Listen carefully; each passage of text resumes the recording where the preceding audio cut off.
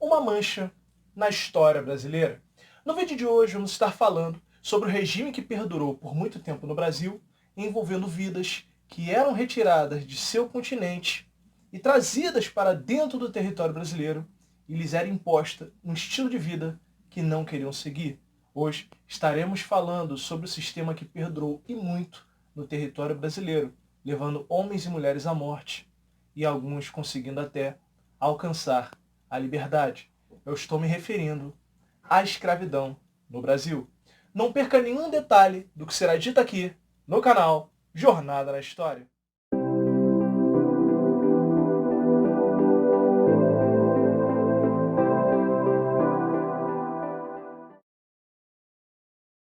Pessoal, antes de mais nada, já gostaria de estar pedindo a você, vai deixando aquele like esperto aqui no vídeo, e para você que não é inscrito, se inscreve aqui no canal Jornada na História, que você vai achar conteúdo de qualidade, vai ajudar você a estudar e ainda embarcar por fatos históricos únicos e um conteúdo prático e fácil de você entender, ok?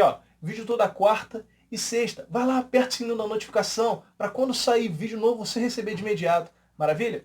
Bom, pessoal, esse vídeo eu estou fazendo ele por causa de um pedido de um dos seguidores lá da página no Instagram. Você pode me seguir, tá aparecendo aí para você. Vai lá, me segue, lá você consegue falar comigo, lá você consegue fazer pedidos de vídeos e tudo mais, tirar dúvidas. Estamos aqui para te ajudar, ok? Bom, pessoal, já aviso de antemão, esse vídeo não vai ser um vídeo muito longo, até porque várias e várias vezes eu já falei sobre escravidão aqui no canal, inclusive tem vários vídeos, eu vou ver se eu deixo aqui no card alguns, como por exemplo, já falei sobre escravidão por dívida, já falei de guerra justa, já falei de situações envolvendo a escravidão e tudo mais. Faz parte da história do Brasil.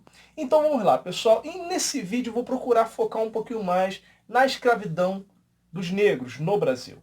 Até porque quando nós estudamos a escravidão no Brasil, nós temos que entender que os primeiros navios negreiros começaram a chegar aqui no Brasil por volta de 1535, ok? E uma das coisas que eu quero arrancar um mito na cabeça de vocês, que é o seguinte. Muito se fala que a mão de obra indígena ela fora substituída, até porque funcionava assim. Os portugueses chegaram, ok? Tinha contato com o índio, começou o processo de escambo pelo pau-brasil, ali no período pré-colonial, antes de iniciar a colonização imediata no Brasil, através ali de Tomé de Souza. Só que tem um detalhe que é importante, pessoal. Não caia nessa. O índio ele não foi substituído porque ele era preguiçoso. Arranca isso da tua cabeça, ok?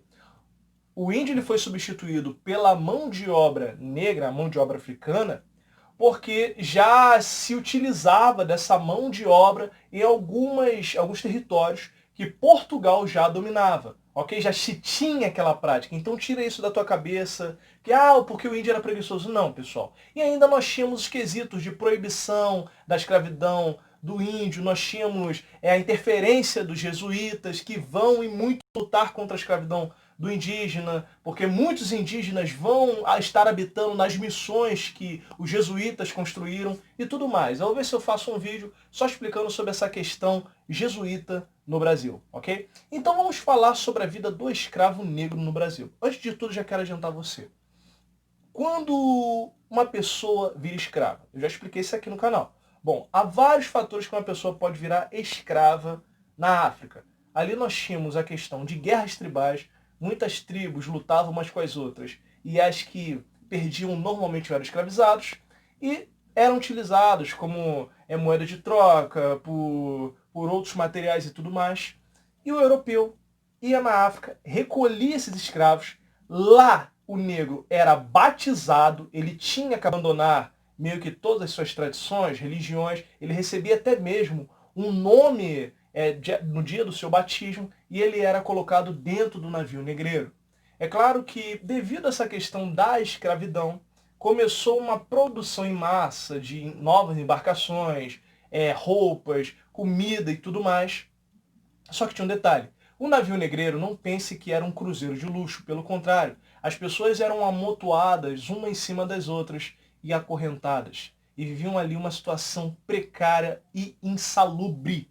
Ok? Pensa nisso. Você sair da sua casa de dentro do continente, ser levado para um lugar onde você não conhece a língua, não conhece ninguém, e ainda ter ali que aguentar pessoas em cima de você e tudo mais, assim que funcionava um navio negreiro. Para você ter uma ideia, a primeira luta que um escravo enfrentava ao sair da África no navio negreiro era tentar sobreviver. Vou te indicar um filme, assista um filme chamado Amistad. Fala um pouco sobre isso, sobre uma situação de um navio negreiro espanhol que foi parar na costa dos Estados Unidos, aonde literalmente se cumpriu uma das perguntas que muitos alunos fazem. Professor, e se um dia escravos se revoltassem e tomassem um navio negreiro? Esse filme responde meio que essa pergunta, ok? Então, voltando aqui. Se o escravo ele sobrevivesse, pessoal, ele seguia em direção ao local onde ele seria vendido. Na verdade, havia primeiro uma limpeza, passava-se um tipo de material no corpo para que o escravo ficasse apresentado. Ele era engordado algumas vezes para que não tivesse aquele aspecto de magreza e de fome, recebesse altos preços. E ali é que era triste. Muitas famílias eram separadas de uma vez por todas e às vezes não tinham nem mais contato. Filhos eram separados de mães, mães eram separadas de filhos, marido e mulher eram separados. E normalmente os homens eles eram voltados para a questão da lavoura e tudo mais, os trabalhos dentro da fazenda, não dizendo que as mulheres também não realizavam esse trabalho. Realizavam, às vezes, na agricultura, principalmente, pessoal, nas áreas ao qual trabalhou-se muito no Brasil, como, por exemplo, a cana-de-açúcar, o café, nós vamos ter a questão da mineração, entre outros materiais que eram produzidos dentro do território brasileiro. A figura feminina normalmente era voltada para os trabalhos domésticos, ajuda na casa, limpeza e tudo mais. Aí você está pensando, pô, professor, legal, o escravo ele trabalhava, mas onde ele dormia? Ele dormia junto com os senhores? Negativo. O escravo ele dormia dentro da senzala. E não pense você que a senzala havia dormitórios onde todo mundo dormia certinho, igual um quartel. Não. A senzala normalmente era um lugar escuro, fétido, gelado, onde o escravo passava as suas noites. E quando ele ficava ali, ele não poderia nem ao menos gritar de reclamação, porque caso ele fizesse isso, é claro que ele poderia receber uma punição muito severa. E, gente, a vida, uma expectativa de vida de escravo não era muita, alguns não passavam de 10 anos devido à situação que viviam. As mulheres, normalmente, além dos trabalhos que tinham que exercer, ajudar no doméstico, ainda sofriam a violência sexual.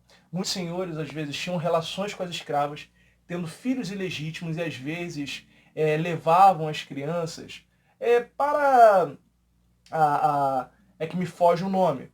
Mas havia um local onde os senhores colocaram, eu vou colocar aí na legenda para você, onde os senhores levavam os filhos ilegítimos e deixavam lá para que a sorte o criasse, literalmente. As crianças ficavam abandonadas lá. Por isso que você vai ver que vai surgir muita gente que era filho de senhor de engenho e filho de escravo.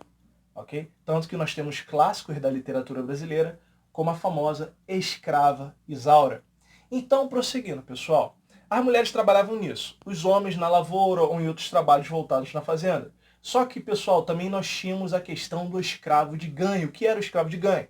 O escravo de ganho, ele recebia a missão de estar vendendo produtos que o seu senhor produzia e, às vezes, levar até o lucro da venda para o seu senhor. Havia alguns casos em que os escravos também poderiam receber uma certa quantia naquela venda que realizava e assim conseguir pagar a sua carta de alforria. E um detalhe importante que eu quero que você saiba é que escravo era caro. Não pense que era tão barato. Escravo, dependendo daquilo que ele poderia fazer, ou até mesmo daquilo que ele poderia realizar, o seu preço aumentava. Ok? Há casos, até mesmo isso é interessante, de escravos que eram utilizados como escravo reprodutor, mas isso ocorria muito no norte dos Estados Unidos. E havia algumas ações de escravos aqui no Brasil para tentar manter a sua ligação com a sua religião e até mesmo algumas tradições. Alguns escravos se utilizavam de santos da Igreja Católica e praticavam, de certa forma, o sincretismo, ok? Atribuía um santo, o nome de um deus da África ou um antepassado e assim prestava, de certa forma, culto e até mesmo oferendas. E participava daquele meio e tudo mais, das festas que eles possuíam. Claro que dentro da fazenda isso não era possível. Um caso ou outro, até mesmo um senhor poderia participar daquilo, mas era bem raro. Claro que Os escravos não ficaram calados e quietos mediante a vida que levavam. Havia muitas formas dos escravos praticarem a resistência contra o Senhor. E um desses casos era até mesmo tirar a própria vida. Sim, alguns escravos tiraram a própria vida porque pensavam que seria melhor não viver do que viver dentro da escravidão. Outras mulheres às vezes engravidavam umas escravas e abortavam para que o seu filho não tivesse aquele estilo de vida. Claro que também havia resistências contra o Senhor. Muitos escravos ocasionavam de realizar revoltas, queimavam a casa grande, tacavam fogo na lavoura, atacavam a família do Senhor, estupravam mulheres, matavam as pessoas na fazenda por revolta. Alguns ocasionavam fugas em massas de escravos que fugiam para um local que também pode ser considerado um tipo de resistência, como por exemplo o quilombo. O quilombo era um local, literalmente uma vila, onde os escravos poderiam viver livres e fora do grilhão da escravidão. E temos assim nomes famosos que envolvem a questão do quilombo, como por exemplo Gangazumba e Zumbi, que foram responsáveis pelo quilombo de Palmares. É claro que Palmares, depois de um certo tempo, fora destruída, mas nós tivemos outras resistências. E nós tivemos participações de pessoas que lutaram em prol do fim da escravidão, como por exemplo o próprio Zumbi, que lutava pela libertação dos escravos e a liberdade, só que também vamos ter nomes que não são muito conhecidos, ok? E eu me refiro a Luiz Gama, um abolicionista negro que lutou não com espada nem com armas de fogo, mas sim com as palavras em tribunais para livrar os escravos de qualquer tipo de acusação mediante a crimes que cometiam contra os senhores. É claro que a escravidão ela vai encontrar o seu fim em 1888, com a assinatura da Lei Áurea pelas mãos da princesa Isabel. Os escravos que uma vez estavam cativos foram libertados. Mas e depois? Como a sociedade iria receber pessoas que passaram às vezes toda a sua vida cativa? Será que teriam as mesmas oportunidades? Será que não teriam? E a mancha que ainda perdura na sociedade, envolvendo até mesmo as questões do racismo. É uma coisa a se refletir, não é mesmo? Mas isso é um assunto para um próximo vídeo. Pessoal, espero que tenham gostado do vídeo, ok? Foi um vídeo bem legal de se fazer. Não fica um assunto repetitivo, pessoal, mas para a galerinha que ainda está estudando, aprendendo sobre escravidão, passa esse vídeo. Pessoal que está no fundamental, ensino médio, vai fazer concurso também, estude esse vídeo, ok, pessoal? Qualquer coisa, nos segue lá nas nossas redes sociais, lá você consegue falar comigo, pode vir tirar dúvida, pode dar indicação de tema, eu paro e vejo o que você escreveu e a gente consegue bater um papo, ok? Bom, pessoal, eu vou ficando por aqui, lavando a mão, colocando álcool gel, não fica na rua sem motivo, vai sair, coloca a máscara, ok? Todos nós contra o coronavírus. Bom, pessoal, nos encontramos sexta, hein? Até o próximo vídeo. Tchau, tchau!